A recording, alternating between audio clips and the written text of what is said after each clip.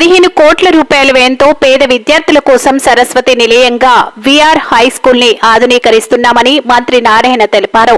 ఆధునీకరణ పనులను మంత్రి నారాయణ పరిశీలించారు. ప్లే గ్రౌండ్ లో ఏర్పాటు చేసే స్పోర్ట్స్ కోర్ట్ల డిజైన్ పరిశీలించారు. 1000 మంది విద్యార్థులకు విఆర్ హై స్కూల్లో చదువుకునే అవకాశం కల్పిస్తామన్నారు.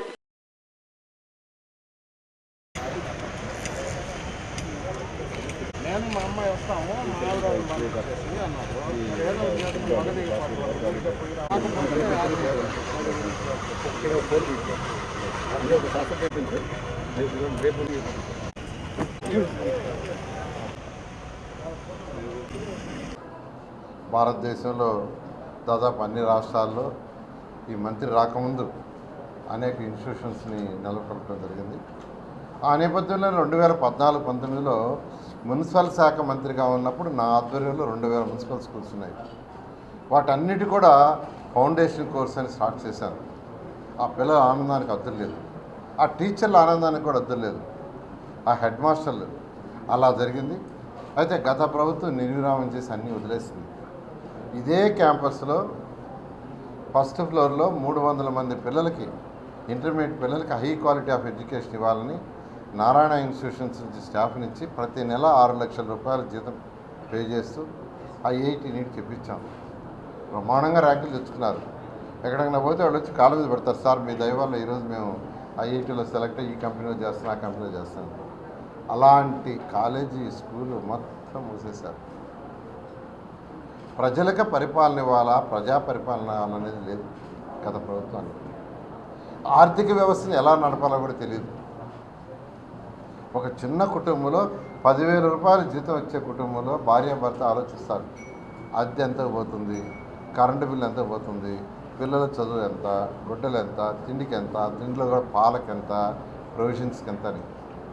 కానీ గత ముఖ్యమంత్రి అలాంటి ఆలోచన లేకుండా 10 లక్షల కోట్ల రూపాయలు అప్పు చేసి భారం ఈరోజు ఈ ప్రభుత్వం మీద వదిలేశాడు. అయితే అది ఎవరు కట్టాలంటే ప్రజలే, వాళ్ళు కట్టే ట్యాక్స్ నుంచే. అయితే మన ముఖ్యమంత్రి గారికి ఉన్న అపార అనుభవంతో ఈరోజు రాష్ట్రాన్ని ముందుకు తీసుకుపోతూ కనీసం 27 లక్షల మందికి ఉద్యోగాలు కల్పించాలని అటు యువనాయకుడు లోకేష్ కావచ్చు, ముఖ్యమంత్రి అనేక ప్రయత్నాలు చేస్తూ అనేక దేశ విదేశాలకి తిరుగుతున్నారు. అక్కడి నుంచి ఇండస్ట్రీస్ పిలవటానికి. ఎందుకంటే ఉద్యోగాలు రావాలంటే ఇండస్ట్రీస్ రావాలి, వేరే మార్గం లేదు. ఉద్యోగాలు రావాలి, యువతకు ఉద్యోగాలు రావాలి, వాళ్ళ ఆర్థిక స్థితి పెరగాలంటే ఇండస్ట్రీస్ ఒక్కటే మార్గం. అందుకని ఈరోజు ముఖ్యమంత్రి గారు కావచ్చు, యువనాయకుడు దానికి ప్రత్యేకంగా చేస్తున్నారు. నెల్లూరులో కూడా ఒక ఎంఎస్ఎంఈ పార్క్కి శంకుస్థాపన చేయడం జరిగింది. అంతేకాకుండా కోవూరు షుగర్ ఫ్యాక్టరీ కూడా ఆ సమస్య తీరితే అది ఒక మంచి ఇండస్ట్రీ, అంటే ఒక 25,000 మందికి ఉద్యోగాలు వచ్చేట్టుగా చేసేదానికి ముఖ్యమంత్రి గారు ఆదేశం ఇచ్చారు. దానికి కలెక్టర్ గారికి చెప్పాం. వారు కూడా ఎమ్మెల్యేతోనూ వాళ్ళతోనూ కోఆర్డినేట్ చేసుకొని దాంట్లో ఎవరైతే సభ్యులు ఉన్నారో షుగర్ ఫ్యాక్టరీ పెట్టేటప్పుడు వాళ్ళందరి సమస్యలను కూడా తీర్చేసి దాన్ని ఒక మంచి ఎంఎస్ఎంఈగా చేస్తే 25,000 మందికి ఈ జిల్లాలో ఉద్యోగాలు వస్తాయి. అంటే 25,000 కుటుంబాలు యాక్చువల్గా హ్యాపీ అవుతారు. అలాగే ఈరోజు ఈ రాష్ట్రం ముందుకు పోతుంది. ఈ నేపథ్యంలో నెల్లూరులో ఏదైతే స్కూల్లో నేను చదివానో ఆ స్కూలు గత 5 సంవత్సరాలు గత ప్రభుత్వం మూసేసింది. ఎలక్షన్స్ ముందు నేను నెల్లూరు ప్రజలకు చెప్పా, ప్రభుత్వం రాగానే ఈ స్కూల్ ఓపెన్ చేయిస్తానని. అందుకని ఈ స్కూల్ని యాక్చువల్గా మొత్తం రెనోవేట్ చేస్తాను. ఓపెన్ చేయించడం కాదు, దీని హై స్టాండర్డ్గా నేను మళ్ళీ చెప్తున్నాను, భారతదేశంలో ఉన్న స్కూల్స్లో నెంబర్ 1 స్కూల్ అవుతుంది. అటు ఇన్ఫ్రాస్ట్రక్చర్ కావచ్చు, చదువు పరం కావచ్చు. నిన్నే గౌరవమైన మంత్రివర్యులు యువనాయకుడు లోకేష్ గారితో మాట్లాడాను. ఆయన చెప్పాడు, సార్ మీ స్కూల్కి పర్మిషన్ ఇచ్చేసాం, విఆర్ఐ స్కూల్కి మళ్ళీ పర్మిషన్ ఇచ్చేసాము అని వారే చెప్పారు. దానికి నిజంగా చాలా ఆనందం వేసింది. ఈ స్కూల్ను మోడల్గా చేస్తామని చెప్పాను, వారు చేయమన్నారు. చేస్తే అన్ని జిల్లాల్లో కూడా చేస్తామని చెప్పారు. ఈ నేపథ్యంలో నెల్లూరు సిటీలో 54 స్కూల్స్ ఉన్నాయి. ప్రీ ప్రైమరీ కావచ్చు, ప్రైమరీ కావచ్చు, హై స్కూల్ కావచ్చు.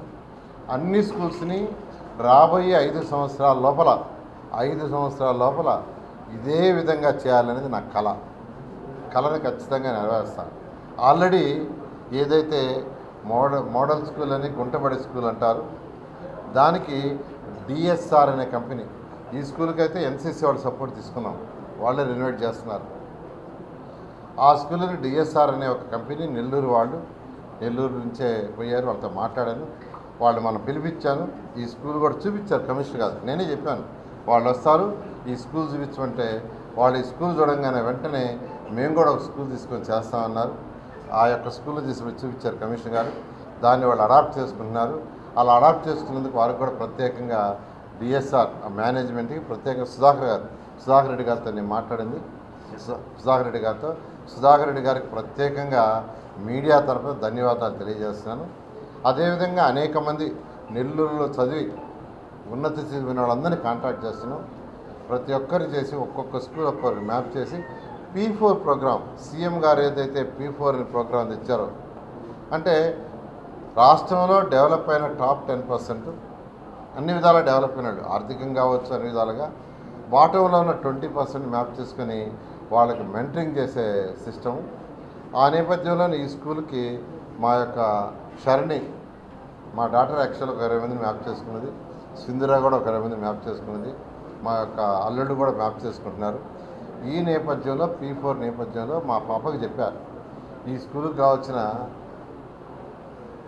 అకాడమిక్ షెడ్యూల్ గవర్నమెంట్ డిఓలతో కోఆర్డినేట్ చేసుకొని వన్ ఆఫ్ ది బెస్ట్ చేయమని ఆయన కూడా యాక్చువల్గా ఇక్కడే ఉండి చేస్తుంది. ఈ విధంగా ఈ స్కూల్ని నెంబర్ 1 స్కూల్ చేస్తాం. దీని మోడల్లో రాష్ట్రంలో ముఖ్యమంత్రి గారు అదేవిధంగా విద్యాశాఖ మంత్రితో మాట్లాడి రాబోయే రోజుల్లో అన్ని జిల్లాల్లో కూడా చేసే విధంగా చేయడం జరుగుతుంది. ఆల్రెడీ ఎవరైతే మనకు ఈ యొక్క సెక్రటరియట్ చేస్తున్నారో సచివాలయంలో వాళ్ళకి చెప్పి చేయమని ఆల్రెడీ కమిషనర్ గారికి ఇన్స్ట్రక్షన్ ఇచ్చాం. పూరెస్ట్ ఆఫ్ ది పూర్కి మేము చెప్పారు. ఎందుకంటే డబ్బులు ఉండేవాళ్ళు ఎక్కడైనా చదువుతారు. పూరెస్ట్ ఆఫ్ ది పూర్కి కూడా వాడుకోవాలి చెప్పి. ఎందుకంటే ఎలక్షన్లో నేను 94,000 ఉంటే 84,000 తిరిగాను డోర్ టు డోర్. ప్రతి గడప తొక్కా. నేను కంటితో చూసా, చెవులతో విన్నా. బీడీ చుట్టలు చుట్టుకునేవాడు ఎంత వస్తుందామంటే 50 రూపాయల నుంచి 100 రూపాయలు. ఎందుకు బయటికి పనిపోవట్లేదంటే అయినా నడువు నొప్పులు, ఆ నొప్పులు, ఈ నొప్పులు, హెల్త్ బాగాలేదు, ఏం చేస్తాం. అదేవిధంగా కొందరు తల్లులు పాసి పని చేసుకుంటున్నారు 3 ఏళ్లలో, కొందరైతే 4 ఏళ్లలో చేస్తున్నారు. ఉదయం 2 ఏళ్లలో, సాయంకాలం 2 ఏళ్లలో వాడపిల్లలకి. అదేవిధంగా పూరెస్ట్ ఆఫ్ ది పూర్ అంటే తండ్రి లేని వాళ్ళు, తల్లులు లేని వాళ్ళు, అటువంటి వాళ్ళు ఫస్ట్ ఐడెంటిఫై ఎక్సలెంట్గా గవర్నమెంట్ స్కూల్స్లో రిక్వైర్మెంట్ ఉందో వాళ్ళందరూ కూడా ఇందులో దయచేసి ఎన్రోల్ చేసుకోమని మరొకసారి మనం చేస్తున్నాం. Thank you. ఈరోజు గౌరవ పురపాలక శాఖ మంత్రులు శ్రీ పొంగూరు నారాయణ గారి యొక్క గొప్ప ఆలోచనతో, దార్శనికతో విఆర్ మున్సిపల్ హై స్కూల్ అనేటువంటిది మరికొన్ని రోజుల్లోనే నగర ప్రజలకు అందుబాటులోకి రానటువంటిది.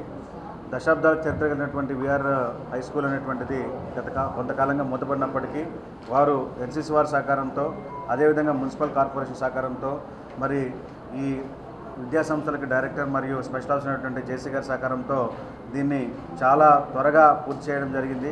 త్వరలోనే విద్యార్థులకు అందుబాటులోకి రానున్నది ఇది. ఈ విద్యా సంవత్సరం నుంచే ఇక్కడ చదవబోయేటువంటి నిరుపేదలకు ఇప్పుడే సార్ గారి సూచనల మేరకు సర్వే కూడా చేయడం జరిగింది. పూరెస్ట్ ఆఫ్ ద పూర్ పీపుల్ని ఐడెంటిఫై చేసి వారిని కూడా మళ్ళీ ఇంకొక లెవెల్లో స్క్రీనింగ్ చేసి సుమారు 1000 మంది విద్యార్థులకి మొదటి విద్యా సంవత్సరం మనం నర్సరీ టు 9th క్లాస్ వరకు క్లాసులు ఇక్కడ ఏమనున్నారు. వీరికి నెల్లూరు మున్సిపల్ కార్పొరేషన్ నుండి రవాణా సదుపాయంతో పాటు మార్నింగ్ బ్రేక్ఫాస్ట్ మరియు ఈవినింగ్ స్నాక్స్ కూడా ఏర్పాటు చేసేందుకు అన్ని రకాల చర్యలు తీసుకుంటా ఉన్నాం. ఈ విధంగా ఈ నగరం ఉన్నటువంటి పూరెస్ట్ ఆఫ్ ద పూర్ చిల్డ్రన్కి బెస్ట్ క్వాలిటీ ఎడ్యుకేషన్ ఇవ్వడానికి మరి మన పురపాలక శాఖ మంత్రుల వారు ముందుకు వచ్చినందుకు వారికి ప్రత్యేక ధన్యవాదాలు తెలియజేస్తూ ప్రజలందరూ కూడా ఈ అవకాశాన్ని ఉపయోగించుకోవాలని చెప్పి తెలియజేస్తున్నాను. చదువుకొని కడు పేదరికంలో ఉన్నటువంటి నారాయణ సార్ ఆ చదువు వల్ల ఈరోజు ఇంత ఉన్నత స్థితికి చేరినటువంటి నారాయణ సారు అందుబాటులోకి తేవాలా. మొట్టమొదటి సంవత్సరం మినిమం 1000 నుంచి 2000 మంది విద్యార్థులతో ఈ హై స్కూల్ ప్రారంభించాలని చెప్పి ఒక మంచి ఆలోచన చేసి ఈరోజు ఈ కార్యక్రమాన్ని శ్రీకారం చుట్టడం జరిగింది. ఎంతోమంది రాజకీయ నాయకులను చూసాం. శరణి గారు కూడా ఏదైతే తనకున్న అపారమైన అనుభవం, అనేక కళాశాలలు, అనేక హై స్కూల్ నిర్వహించండి, అపారమైనటువంటి అనుభవాన్ని జోడించి ఈరోజు బ్రహ్మాండంగా తీర్చిదిద్దుతున్నారు. ఒక మంచి ఆలోచనతో, సదుద్దేశంతో ఈరోజు ఈ కార్యక్రమాన్ని చేపట్టిన నారాయణ సార్ గారికి ఆ భగవంతుడు ఆశీస్సులు. నెల్లూరు నగర ప్రజల మరెన్నో వీడియోల కోసం మా ఛానల్ ని సబ్స్క్రైబ్ చేసుకుని పక్కనే ఉన్న బెల్ ఐకాన్ ని క్లిక్ చేసి యాక్టివేట్ చేసుకోండి.